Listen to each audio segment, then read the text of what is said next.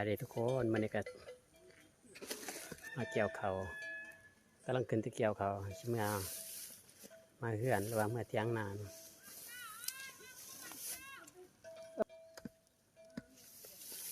กำลังยางเมื่อเนี่ยบรรยากาศที่ว่าเกี่ยวเขาแล้วครึ่งหนึ่งย่างครึ่งหนึ่งสวยเป็นกำลังใจให้บ่าวไส้เด้อทุกคนที่กำลังติดตามหรือว่าผู้ใดกำลังเข้ามาติดตามก็ฝากกดไลค์กดแชร์ให้บ่าวไส้เนี่ยบ่าวไส้ก็กำลังปั่นซองใหม่ๆบรรยากาศเกี่ยวเขามันเบื้องนี้ยังไม่ทันได้เกี่ยวว่ามันทันสุกครับตอนแรกเกี่ยวเบื้องนี้อีกเบื้องนี้นะต่อเบื้องนี้เด้อ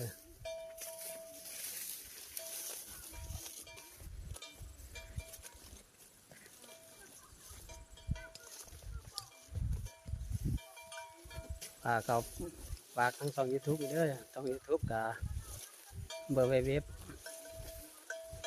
บ่าวไส้เป็นภาษาไทยเด้อบ่าวไส้สารวัตรใครกำลังเข้ามาติดตามก็ฝากกดไลค์กดแชร์ให้แน่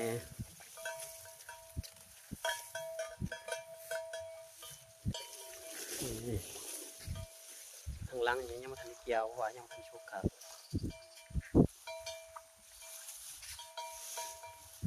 ฝากเด้อ